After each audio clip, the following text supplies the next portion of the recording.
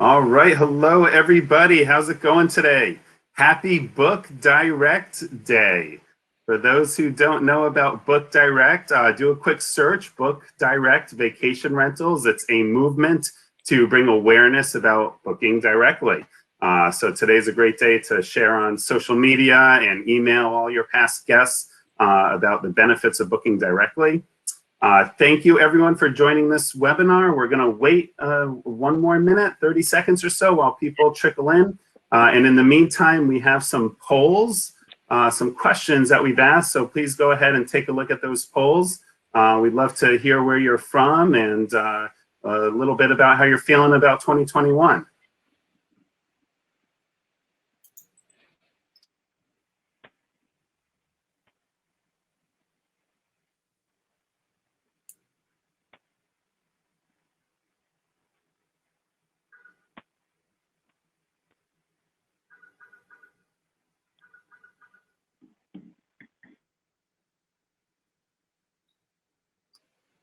That's great. The results are starting to come in. We can see that people are very optimistic or optimistic. It's a great sign. I guess the bar was low from last year.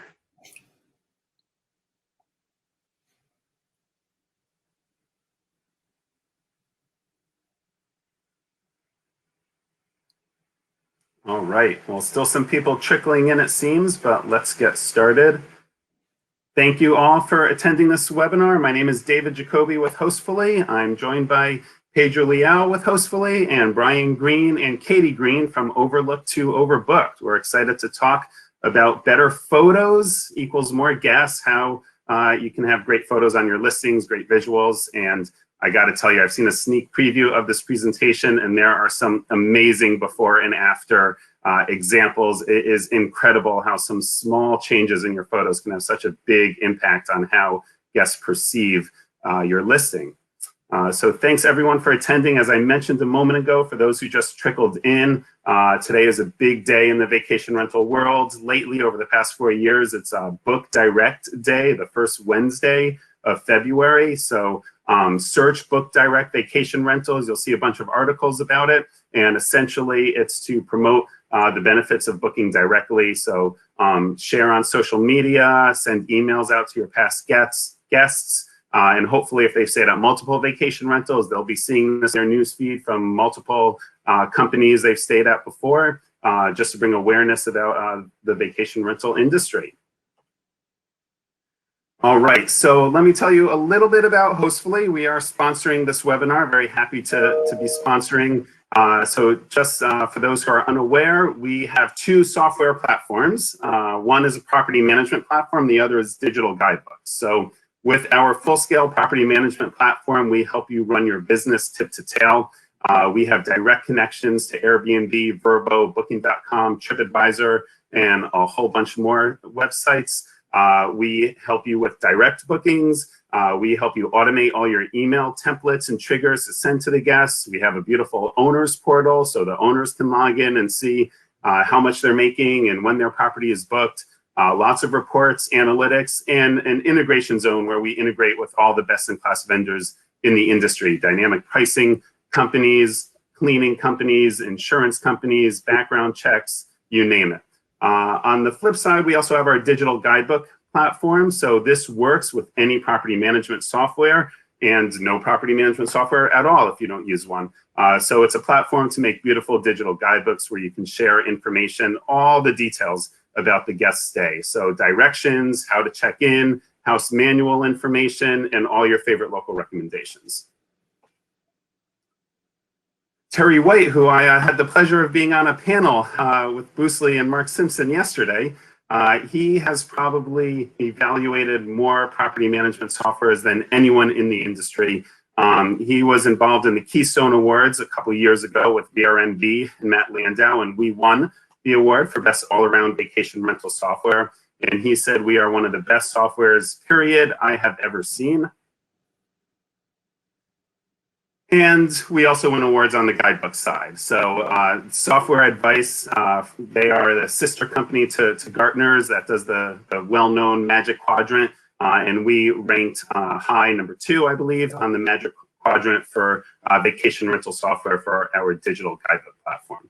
Also, one guidebook is free, so feel free to kick the tires.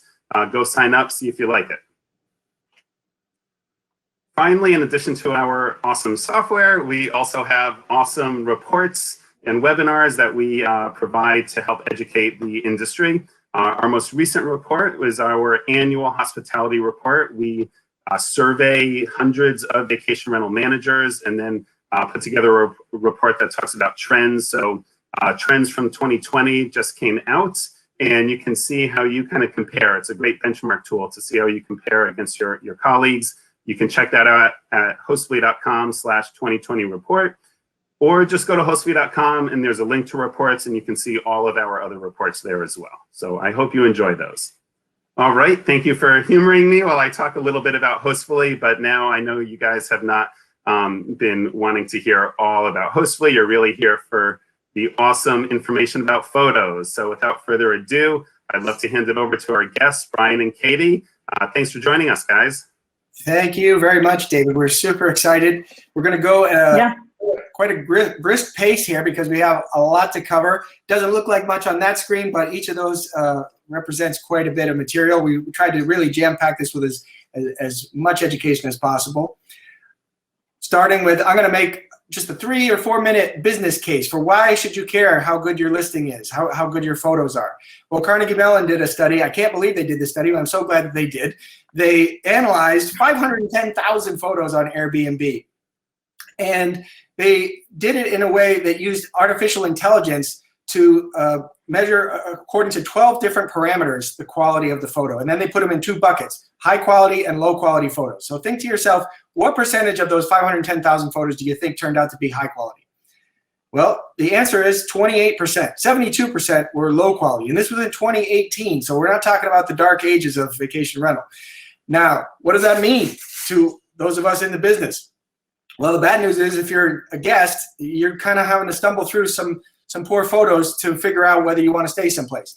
But the good news is if you're a host or a property manager, it's not that hard to leapfrog into at least the top 28% and beyond with the right ideas.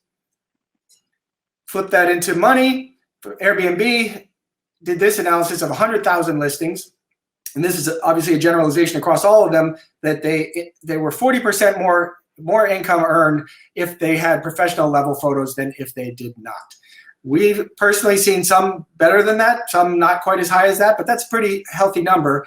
And it really just depends on where you're starting from. Now, why is that the case? Why are photos such a big piece of the success of a rental? Well, 90% of the information that your brain processes is visual. And that kickstarts kind of a snowball effect, so that if you have a positive initial emotional response in those first few milliseconds, you're going to start to rationalize why you like the rest of what you're seeing. Oh, it's not that far away from where we want it to be. It's not that much above our budget. And the opposite can happen if the first impression visually is not good. You start to say, that's a kind of a too far of a drive. Oh, we didn't want to spend that much anyway. Oh, we wouldn't be able to get to the train station when we wanted to, etc. So it's really about getting that first impression right so that you don't have the snowball build in the wrong direction. And it's just like the Hunger Games, or not just like it, but it is somewhat like the Hunger Games in terms of you have to beat out all the competitors. They literally could be seeing 20 images. They're called thumbnails. We call them the magnet photo because it's the one that has to pull you into the rest of the listing. Somebody has to click on that first photo for you to have a chance. And so you have to be able to beat everybody else on that page in order to start the funnel. It's a sales funnel just like any other business. It's called a funnel because it's wider at the top and narrower at the bottom. That means you want as many people coming in and taking a look at your lead photo, and then as many people clicking and getting interested and booking. And if you don't get a lot of people clicking your lead photo, you don't really have a funnel. You have a straw, and that makes it way harder to get as many bookings as you would like to get. Now, the cool thing is if you do things right and you get the pictures right, you start getting more clicks. And then eventually that leads to a wider bottom of the funnel. You get more guests. More guests means more great reviews. More great reviews means better rankings. More better rankings means you get more opportunities to get seen and get clicked. And the whole thing keeps spinning in your favor. Now, how do you do that? this is the overarching 2 principles that we live by. Everything that Katie's going to teach today is in furtherance of one or both of these goals. You're trying to get potential guests to feel like they'll be well taken care of. You want to boost your trust level with them. And then the second thing, this is kind of like extra credit, is you love them to feel like, I wish I could just jump through the screen and be there right now. So some people are fine even if they just get trust and they don't really have a place that inspires yearning. But if you can get both, that's a home run. And how did we get started in this? This is just 2 seconds on why we should be talking about this with you. We did a bunch of traveling. We left LA a bunch of years ago, and we were actually able to save money staying for 1 or 2 or 3 months in various different countries. And so I was always the one who was scouting the next location, and I would look through hundreds of these and get initially frustrated and then ultimately empathetic and think, oh, this guy's place is probably great, but he just didn't represent it quite well. And eventually I could convince Katie, because of the fact that she had a background in Hollywood, did projects for HGTV and Disney and Fox. I said, I think you could help these people. And so it came about very organically. So we're super guests. We've seen thousands of listings, and we have the background to be able to not only see the problem, but offer a solution. And at this point, I'm going to have Katie take it away with the educating portion here. Yeah. So, right, everything goes back to trust and yearning, and this is all going to always relate back to your photos. And you really want to start with your ideal guest.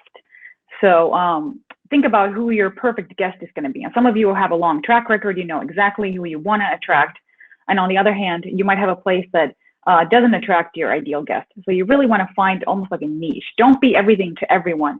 Try to find a niche if you can. And make sure that your listing conveys whether you're good for families or pets, or specifically not for families, but more for adults or couples, something like that.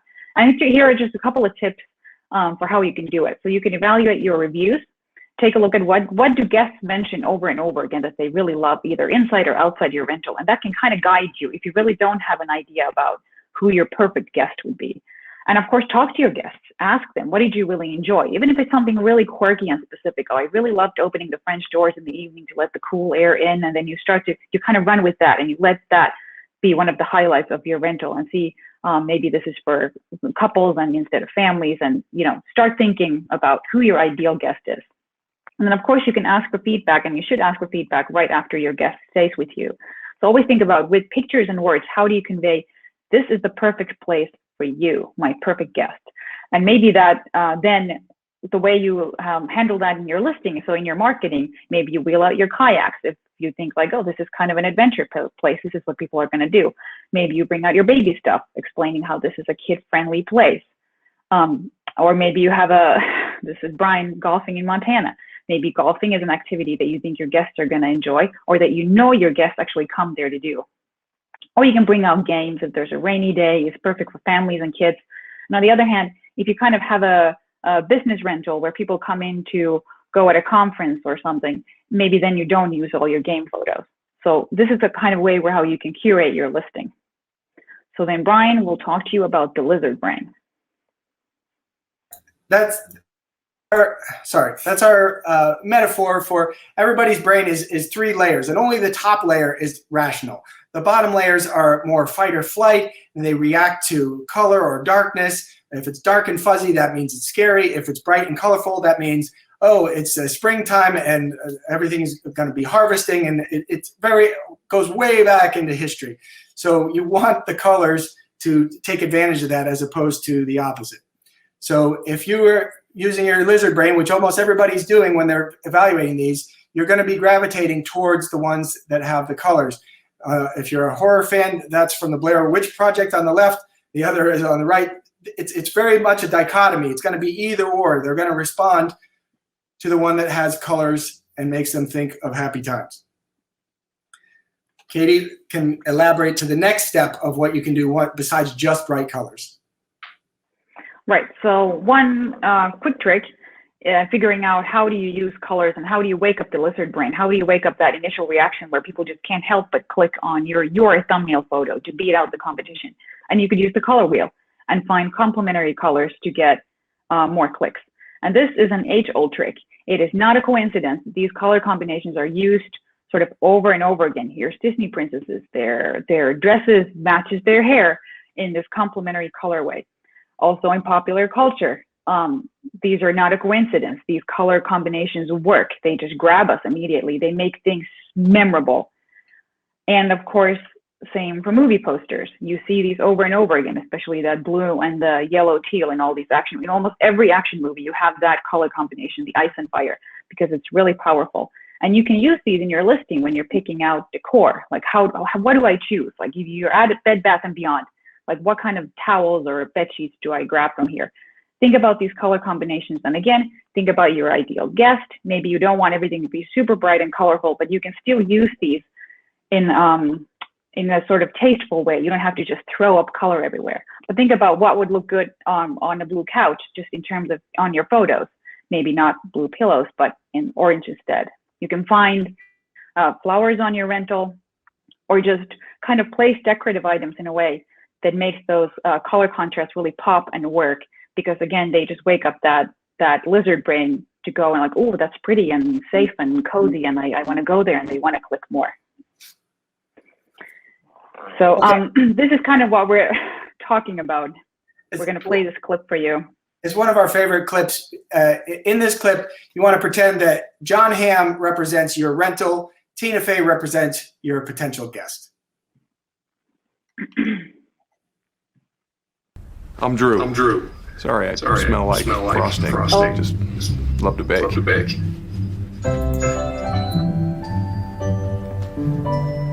I want to go to there.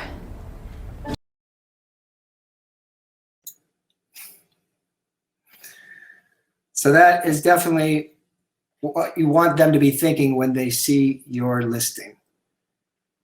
Yep, it's that I want to go to there. Go ahead, Katie. So staging, and how do you create yearning? So entice us with creature comforts, and this is the kind of stuff where you think about, okay, I have all my pillows and blankets, what do I put where, and what do I choose? So you have your classic flowers and food and drink and maybe your welcome book, and you want to think about the removable textiles, right? Like pillows and blankets and throws, because they all just create this cozy feeling. Even if you have a really upscale place, still a couple of throws can go a long way. And bring out all your best amenities. And I can't believe I have to say this, but if you have a hot tub, uncover it and show it in your photos. If you have a grill, scrub it, clean it, get a nice hero shot of it. You only have to do it once, and then it's done. So here's an example where you don't have to go overboard with the decorations. You just have a little flower and some oranges at the back of the table. It doesn't have to be a lot, but just little stuff. Towels you can bring out, because if you imagine all these spaces, if they were empty, how vacant it would look. It would look like a resort that's not in use. And all these empty spaces, they just look like these gaping holes in photos. If you remove the painting from the wall and all the towels and the blue throws, it would just look really desolate. You want to make the space appear as if it's just missing the guest. All it needs is for the guest to come in and it is ready to go. And then how do you photograph your amenities? Like get a hero shot of the grill. Same for the coffee machine. You might not think it's a big deal, but coffee is a big deal to people. So get like a nice, impressive shot of your espresso machine. Like, yes, look at that. And that is going to be a thing for someone where they start to like, oh yeah, I can see myself having coffee there and sitting there with that nice blue throw. If you have beach stuff for kids, doesn't have to be a very pretty, technically perfect photo, but just show in the listing that you as a host have thought about this. And that again makes us trust you more. Like, oh, you've thought about this stuff from my perspective, from the guest perspective. I'll be in good hands. And just little things like this, where you put up a pillow and a book on a hammock. And again, this is kind of like, all I have to do is move through the screen and just lay down on that hammock, and you start to get people dreaming with the kind of staging that you do. And here again, photo is great. And notice that it's not technically perfect. Like it could be brighter, it could have more contrast, and the lines aren't perfectly straight.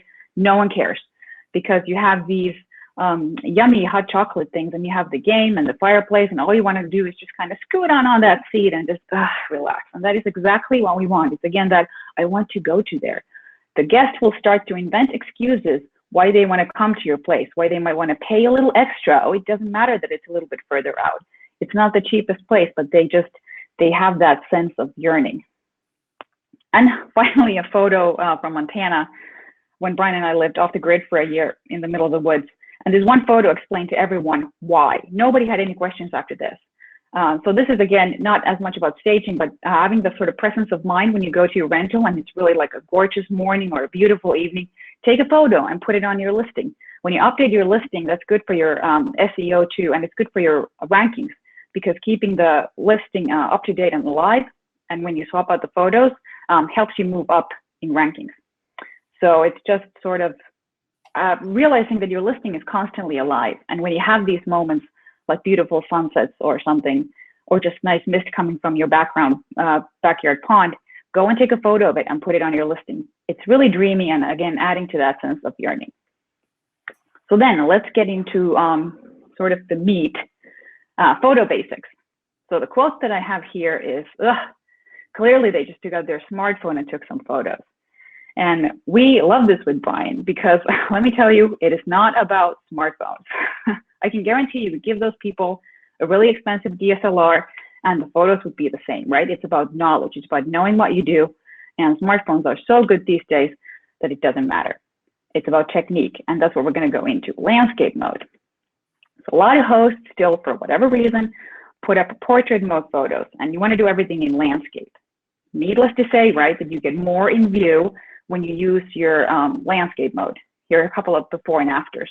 You can just show more from the room, and you don't get this awkward floor and ceiling in your photos. It's just much nicer to look at. You can find better framing.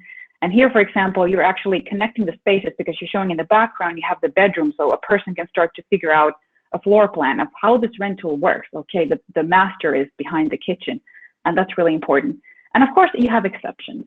Sometimes you need to go portrait mode for some bathrooms or just nice scenery, but these should not be your first photo, your magnet photo, and they should not be in your first 5 photos, especially for like Airbnb or VRBO, when we have that overview of your rental.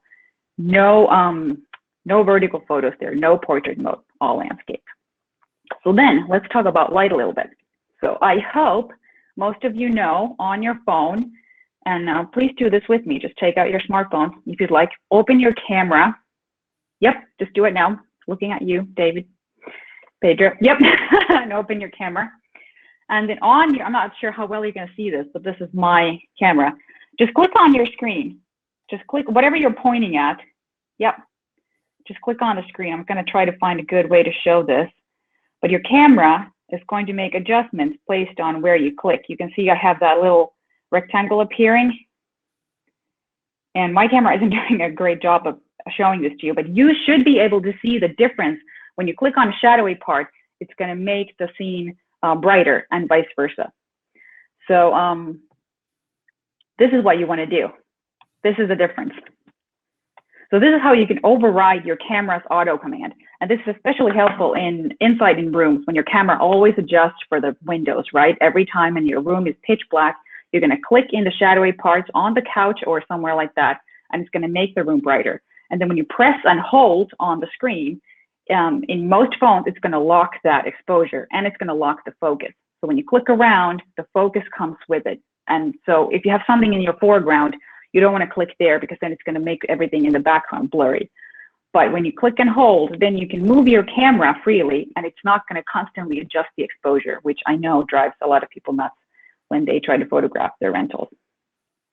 So that's one trick. And here's an example of this. So here's a little living room that's kind of cozy and cute and rustic, but it's dark, right? And hosts often do this too, where they try to salvage a little bit of a view through a window at the expense of the room. This is the subject of the photo, is the room and the fireplace. And I say, forget the window, forget it. You want to make the room nice and bright. So this would be a moment where you just click somewhere in the living room on your screen, on your phone, so that it's going to override the window and focus on your living room. This is an unedited photo, and it's perfectly fine. Another big tip I have for working with light is do not shoot against the sun. So especially outdoors when you're photographing your house or some lovely scenery, if the sun is anywhere in the sort of your 180 plane, if it's anywhere in front of you, it's going to be really tough for the camera to handle that contrast. So wait for the sun to be behind you, and all the colors are going to be different. The only difference between these two photos is where the sun was. So we have completely lost that lovely blue sky. The house is in the shadow. If you just wait for the sun to move, it's going to create miracles for you. This is a scene in Nice, France, where we did the same thing. We were on this gorgeous high viewpoint, at the wrong time of day. And when you come back later, you can get a much nicer view with like lovely bright colors. If you're shooting into the sun, you get desaturated photos. They're just hazy and not pretty to look at. And when you say, look at this gorgeous view from my balcony, it's tough to sell that if you're looking at this. So find a better time of day. Sometimes you may have to relocate. Here's a scene for paddle boarders that you can barely figure out. And instead of having to wait for the sun to move, why don't you move? Make the effort, because again, you only have to do it once and then you have that photo. So find a different place and take a photo from there where the sun is again behind you. It's really that simple. There was maybe like 5 minutes difference between these two photos, and I just moved to a different location. So then our big secret with Brian, really, about composition. So our natural inclination is to go into a room, and when we take photos, we just kind of step into it and start pointing down at furniture and taking photographs, because we want to put the camera at our eye level, even though we don't need to anymore. And we are going to break that habit. So what you want to do is step back from wherever you naturally stand, lower the camera almost to your waist level sometimes, and then look directly into the room. So straight into the room. Imagine there's a laser coming out of your camera, and you're just going to point it straight at the back of the room. It's going to make way nicer photos. So again, if you're too close and you're trying to fit your table and your sofa and your kitchen and you're just pointing down, it's not going to work. So back up almost where you're outside the room, and then sort of lift the gaze of your camera and just look straight into the room to create this nice open plane.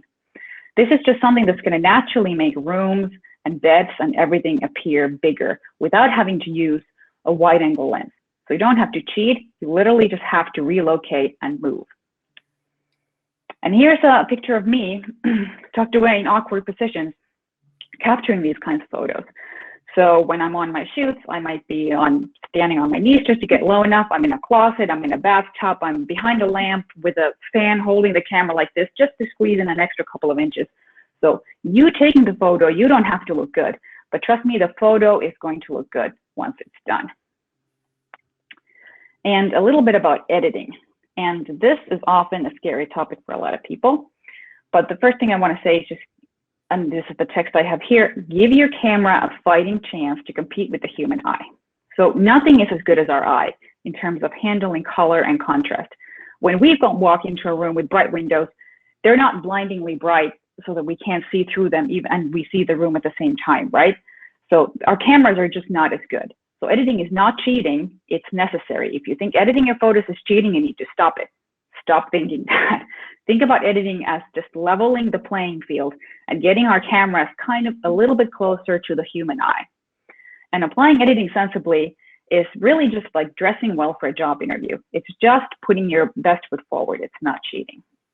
And you don't have to create horrible, unrealistic, candy-coated HDR monsters if you do editing. Here's an example of a log cabin that I think this looks nice and lovely and normal, and sometimes we see this with editing. And I think this scares people because there are no shadows and it just looks wholly unrealistic, right? I know still to some people this kind of looks cute, like, oh, that's pretty with the colors, but nowhere in real life are you going to see anything that looks like this. So you want to have your photos be pretty, but somewhat realistic. So editing doesn't have to make a big difference, right? Here's the before and after with editing.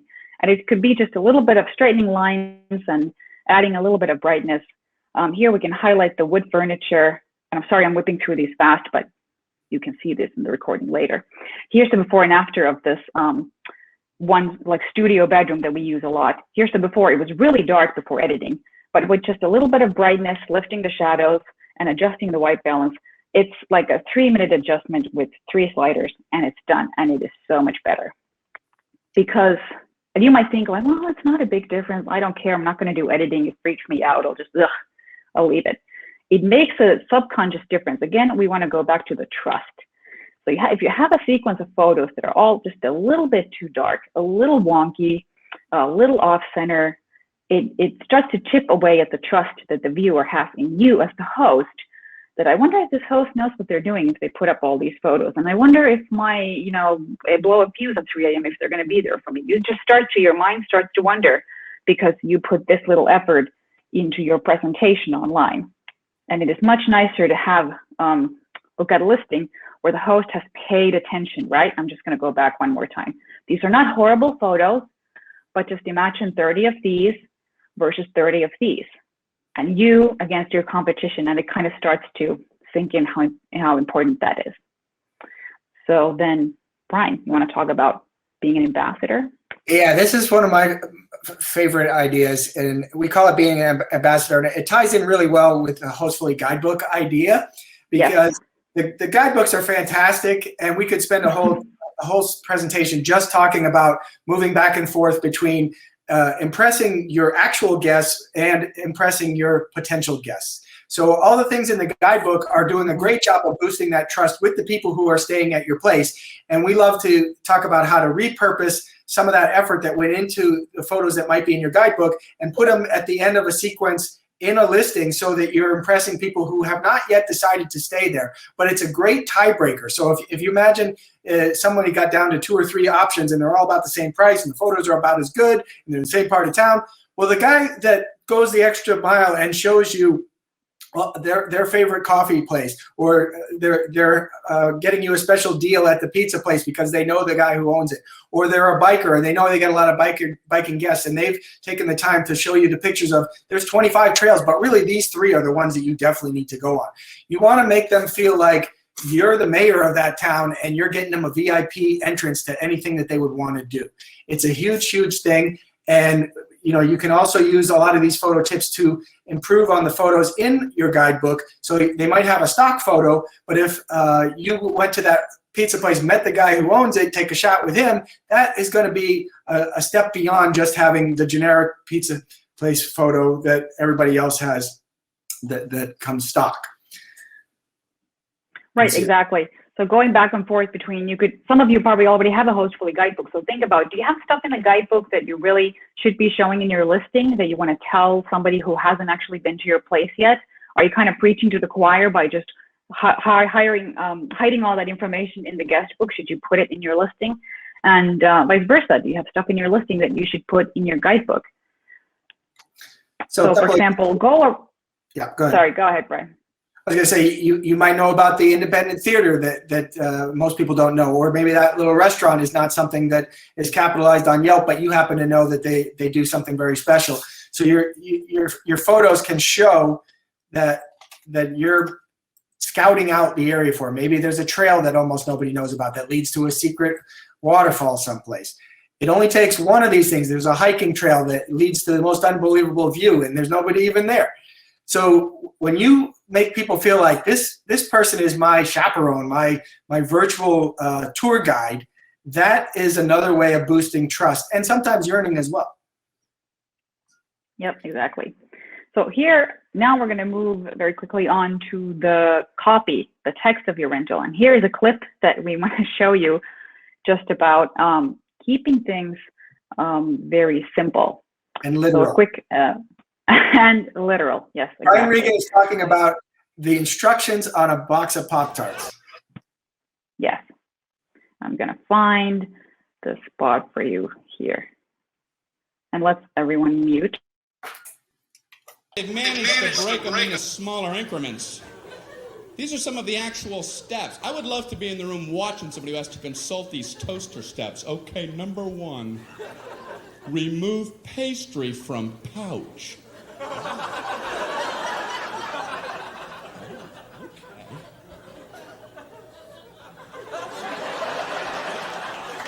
I see where they're going with this.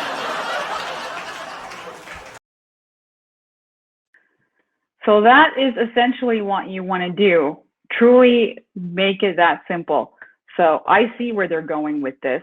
You're going to need to be very literal with your listing copy. Explain everything that we're seeing. So Brian. Oh, you're still, yep. So pretend that your listing had no words and you have to explain everything through photos. And then also pretend that your listing had no photos and you had to explain everything through words. So I'm going to come back to this listing one in a minute, but I wanted to show an example of how the photo captions work, where you want to be able to expand on what they're seeing, or just say, soak up the cool evening air and enjoy the sunset. So you're explicitly saying what they're going to be doing in the photo, even though you might look at the photo and say, oh, well, obviously you're supposed to sit in that chair. You say, sit in this chair after a long day of skiing and you're going to feel amazing. It makes a difference to hit them on both levels, both planes. So now we'll talk a little bit about listing titles. We have a couple of little tricks for that. We think everybody should have a listing title that is memorable enough, and we call it the cocktail party test. If you had just come back from staying someplace and you're talking to somebody at a cocktail party and they say, oh, I'm going to be going there next week. Where did you stay? Well, if you didn't memorize the 8-digit number at the end of your URL, and you say, well, it was a 2-bedroom, it was kind of downtown near the fountain, that isn't going to do it for them. But if it was called the Rusty Pelican or the Awkward Alligator, we're not saying they have to be that goofy, but they can be. And if you want something that's a noun, I love a noun paired with a weird adjective that wouldn't necessarily go together, that is going to stick in somebody's brain. Panda Cottage, Magic on Molesworth, that's another one, alliteration. We have clients that love to just take something about the place and find a word to describe it that starts with the same letter. These are all ways to make it lodge in the brain, and that's going to help with Google searches. People are getting savvier. They might see Magic on Molesworth in Airbnb and think, oh, I wonder if I get a better deal if I go straight to their website. They punch in Magic on Molesworth. They find your direct site. You want that. They want that. It works in everybody's favor to have some hook that can hang on to, that they can hang on to when they're seeing you on a listing and can find you somewhere else. Yep. Sorry. So about descriptions, here is a quick list that we apply all the time. So when you're writing your descriptions, break up the information into short paragraphs. Again, people have short attention spans. They don't want to read a really long novel. Break up your information and then group it by area. So per room, indoors versus outdoors. Keep your sentences fairly short and keep your overall language kind of simple. Because you don't want to start people going like, ugh, I don't want to finish this. You want people to have a lot of information before they book with you or before they start bombarding you with questions that you actually have already answered in your listing. Use your paragraphs in the description for describing things and use your bullets for lists, right? But you could break up your information where you're describing how your rental works in the paragraph and then you're listing your amenities in bullets. And that's just a nice way to break up the description. Again, visually, it's easier to process. And here's the tip that we use. You can use your sort of best of from your reviews, they're relevant or just flattering, and put those in your description. So we sometimes like to put in a little thing where a guest says, I love this place and I would recommend it to anybody who stays in this area. We might start the whole description with just a quote from a guest, because a quote from a guest is really powerful, right? It's sort of peer-to-peer, so you trust them more than the host. And photo captions, the underutilized power tool. Photo captions are really important. You need to have a unique caption on every photo of your listing. And I know some people are going to go like, oh, I hate writing. But again, one and done. And here's why they're great. You can expand on what we see further. So for example, you can say the dining table can expand to seat up to 8 people. You can explain what we can't see. So this stunning secluded beach is just a 5-minute walk. We might not be able to figure out the distance from your listing. So use your captions to explain things like that. Is this a view that we can see from your rental, or do we need to walk to it? Or is it actually a 10-minute drive? You don't want disappointing guests coming to your rental and go like, oh, the view isn't actually from the property. You can explain this in your caption. And then of course, if you can't think of anything to say, just create a sense of yearning. Soak up the cool evening air and enjoy the sunset in this rustic hot tub while sipping a glass of wine. Again, just explaining what you put in the photo, just repeat everything that we're seeing on the screen. Here's an example. So again, drinks in the hot tub, a perfect way to unwind after a day of activities. Well, yeah, of course, but say it sort of out loud in writing. And here is one where they just, some of our customers just wanted to get a nice photo of their decor. What are you going to say about that? That's a chest thing and a chair. Use a review. You can use reviews in your captions as well. You will sure fall in love with Heidi's Lodge. It's just perfect. Sandra Guest. So you can use your reviews and the sort of best of quotes as filler in your photo captions.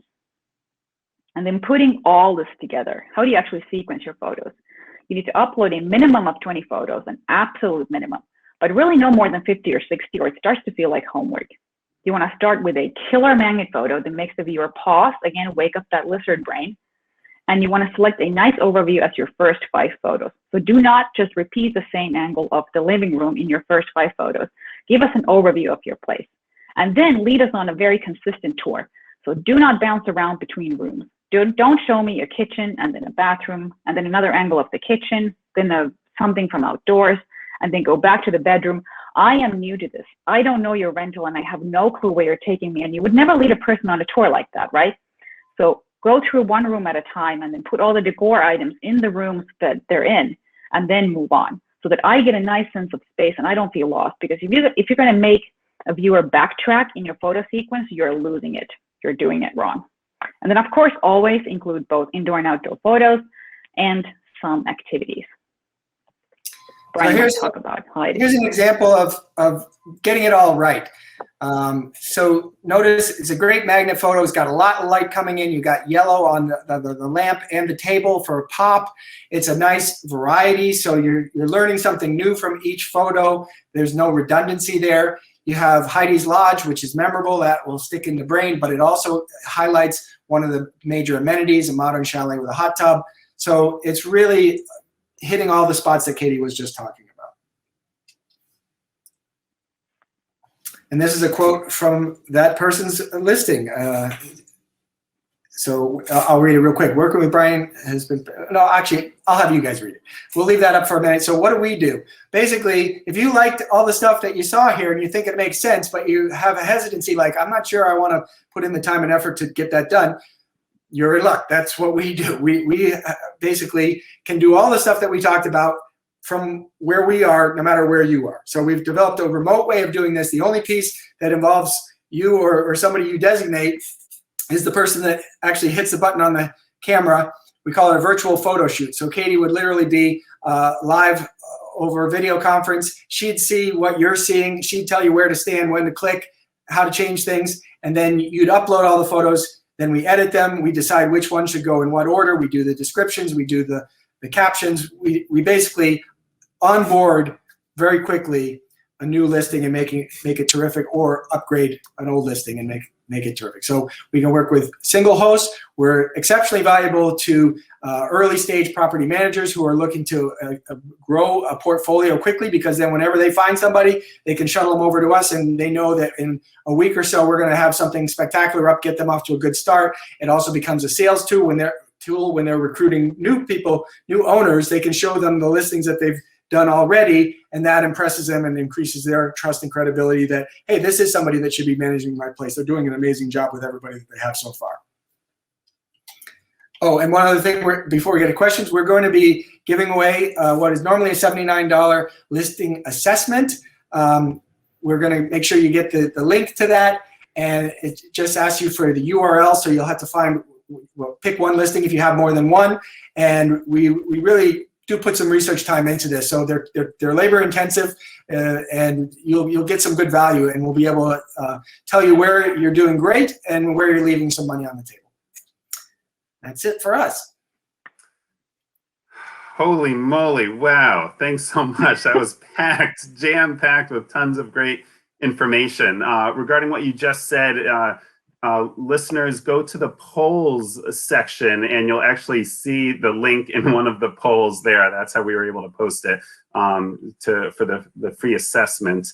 A bunch of questions, and folks, you can ask some questions too. You'll see a questions tab, and we'll try to get to as many as possible. The more general, the better, as opposed to like something specific about your listing that only applies to you. I do want to comment also about your mentioning of the importance of captions. I think that's a great point, because so many guests are looking at the photos before they even read the description.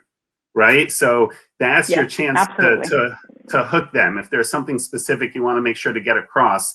And great point too, we recommend this all the time to our Hostfully Guidebook users, to have a few screenshots of their guidebook in the listing section, and add a caption saying, we care about providing 5-star hospitality. So when you stay with us, you get this beautiful digital guidebook that you can bring with you that has all our hidden secret gems, so you can have a wonderful stay and, live like a local. So combining that all with the guidebooks and the captions, great way to hook people. And on that note, you did mention there's one question that I see. I'm sorry. there are a few people have asked about this recording. You will have a link after this webinar. You'll get an email with a link so you can go back to see the presentation and the recording. So one question that we had, you had kind of mentioned it about the sweet spot for a number of photos in the listing.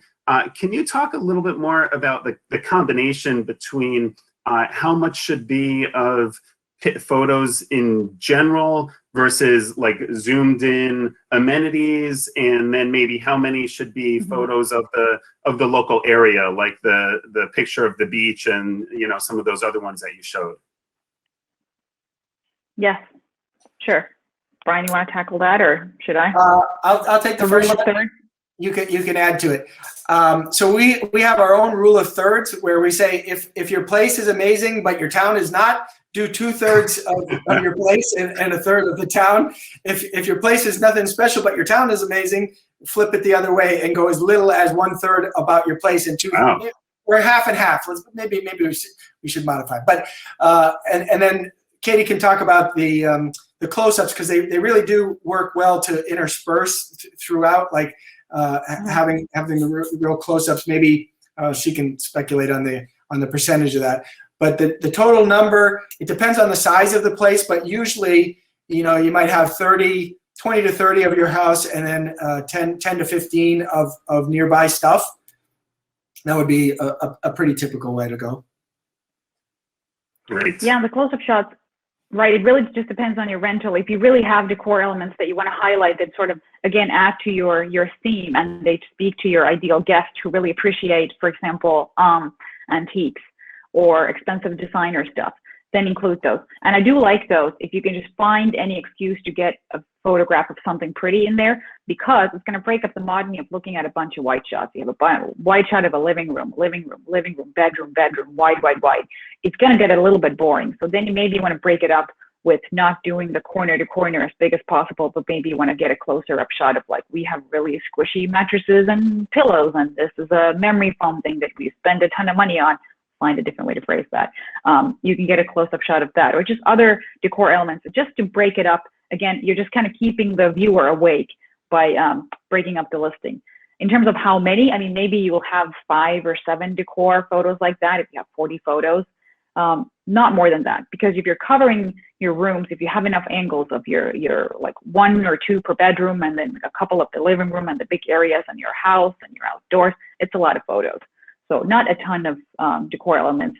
Really showing off the floor plan is more important than the detail shots. Great. So there's been a few specific questions about what goes with my property. Like, I have dark leather, and I think at a higher level, you mentioned earlier about using good color combinations. So for those who don't have a great sense of style, how do we know what good color combinations are? I guess we hire you. Any other suggestions? We actually have people that we work with. We can make recommendations for people who do interior design who are fantastic at this stuff. But one of the things is try to think about, like, again, what pops again. So somebody had a question about, like, dark leather. Almost anything will pop off of a dark sofa, but leather is essentially like a brown, which is essentially yellow, so maybe blue, something blue or teal on that leather couch would pop really well. We often see this in these rustic log cabins where they have, like, log walls, everything is brown, everything is tan, everything is beige, the sofa is beige, and then they put brown pillows on top of there, and it is just impossible to find colors to pop there. So again, you can think about sort of blues and greens would pop off really well from the sort of yellow and brown. If you're and then somebody if you go back to the slides with the princesses, the color wheel is, you look at what color do you already have, and then you look directly across to find the one that's complementary to it. Yeah, you could really just be that crude. Yeah, exactly. Use it like that. Nice. Somebody had a question about, should we have people in photos? My answer is no, absolutely not, unless it's a public place. I know this is upsetting to some people. Occasionally, I will be okay with having a photo of the hosts. If you have a couple photo, like me and Brian there or something like that, that's fine. But don't show me public your places on your rental, like the pool area or something, with people, because people naturally, we look at people first. That is, again, something that's wired in our brain. So if we see a person and a face, we're going to look at that. So if you show me a photo in a sequence of a pool with a bunch of people on it, and occasional people will put like pretty girls in there or something, I can guarantee nobody will remember what the pool looks like, was there a view, how many people does it seat, were there sun chairs. So sort of the purpose of the photo kind of goes away because we just look at the people. And it's difficult when I'm watching your family reunion and I'm kind of like, oh, who is that weird uncle? And I wonder how much that person is. If it's a 70th birthday, we start thinking about stuff about the people and not about the rental. So don't put people in your rental photos. The only exception I have is if it's a public place. So a city or a beach or something, I'm not asking you to clear a promenade. Then people are fine. But inside your rental, no. And also no pets. I'm sorry. I know your dogs are cute, but don't put your pets in the listing. And I have a totally different reason for not wanting people in the picture, because you're creating the illusion that this is their home for that week. When you're looking at these photos, you're thinking, this is my place. And anybody else in those photos breaks that illusion. And it's like, oh yeah, this is just a place I get to stay in for a few days. It totally takes you out of thinking, this is my family's home. What are you doing in it? So on the flip side, one exception is if it is your family's home. So this is geared primarily towards professional property managers and vacation rentals where it is, completely private. But for old school Airbnb hosts who are renting out an extra room, a guest room in their house, for example, myself, I would have photos of our kids actually in the description to make it crystal clear. This is who you're going to be spending time with while you're staying there. Yeah, that's a great point. We didn't do a carve out for the shared space. That's right. Right, again, but I'll allow it in this way. So have an empty shot of your living room. Don't have your kids sitting there like playing games and stuff, because then we start thinking about, right, you can have your school photo of your children, how they're so well behaved and lovely, and then just have the room be separate and desolate and just no kids, no pets, nothing. And again, if you have a shared space with a dog and you want to warn people like, look, I have this dog the size of a horse, again, you can put a portrait of the dog in the sequence saying, this is Fluffy and isn't he cute and adorable? Don't have the dog be sort of haphazardly in all of your photos. Nice. So we have time for a couple more questions. If there's any more questions you want to ask on the side, you see questions tab, everyone. Feel free to chime in. One small question we got at the very beginning, you mentioned this a couple times. You said get a nice hero shot of it. For those who don't know, what does hero shot mean? So if you're thinking of superheroes who are kind of standing like Superman or somewhere where they have the chest puffed out and we're kind of looking at them from a lower angle, us lowly mortals are looking at Thor or someone, so the camera's kind of at a lower angle. We had a shot like that of the espresso machine and the barbecue, because again, our natural tendency would be to just go at a table and start pointing down at the stuff, at the amenities, coffee maker and things. And and this could be personal preference, I love photos where you, again, lower the camera, I can't say this enough, where you have the sort of espresso machine will sort of rise to almost look like a superhero. Same with the barbecue. When you take a photo of it, don't just point down at it. There's just something about it where you just lower the camera and get like a nice heroic shot of it where it's just standing tall. That's what I mean by hero shot. So you're just lowering the camera and getting amenities at eye level. I was going to pull out an example, but yeah, just on your table, your phone, just take it almost, if you have amenities, you can almost lay it on the table. Say you have your coffee maker here, espresso machine and your tea and stuff. Don't come on high and point like this. Lower your camera, keep it straight, and then just lower it to the level of the amenities. And they just kind of look very fancy. Great, thank you. I see a few questions about Overlook to Overbook.com website, and you can see right here on the screen are Brian and Katie's email addresses, so you can contact them directly if you have questions about signing up or specials or anything like that. One final question, perhaps. Craig asked a question about depth of field. Does using depth of field resonate at all in listing photos? Yeah, it does in a way. I mean, especially for those artsy shots, if you have something that's crisp and focused in the foreground and everything else is blurred in the background, yes, that does work really well. Or if you use kind of framing where you have branches or something that are framing your house and your house is in the background and those are kind of blurred in the foreground, yes. So sure, it does work. But usually you want to have everything crisp. That's why I talked about the focus in the beginning, because occasionally we'll have people touch on their phone and then they touch on the table in the center of the photo, and the background, the living room is blurred. So don't do that. But for those artsy close-up shots, yeah, you can mess up with the functions on your iPhone, for example, where you do that sort of thing where the subject in the foreground is crisp and everything else is blurred in the background. Again, that's a nice way to sort of break up the monotony of all those wide angles. Nice. All right. Well, we're coming to the top of the hour. Katie, Brian, any closing comments on your end? Probably lots that we could talk about, but yeah, we could definitely, there's levels that we could go to beyond this, but we wanted to lay a really solid foundation. And, you know, we didn't put in a lot of testimonials, but we do have a lot of testimonials. And we were shocked and surprised in the early days at just how gargantuan the revenue gains were in some cases. And we had to ask. It wasn't even like they came back to us and told us. We check in after 6 months. And, oh, how's it going? And they say, oh, you know, I was 30% booked and now I'm 80% booked. Oh, that's nice to know. Awesome. Well, so much great information. Everyone who is listening to this, you'll get an email again with a link so you can go back and refer to this. A few people mentioned that they stopped taking notes because it was so important to look at the photos. So don't worry, you'll be able to refer back to this. Yes, you can see the webinar recording. Those questions are still coming in.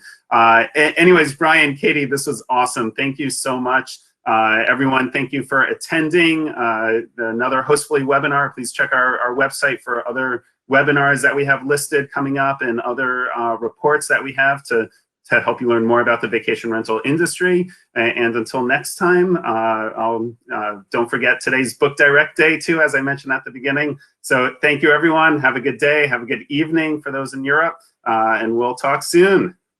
Bye. Thank you.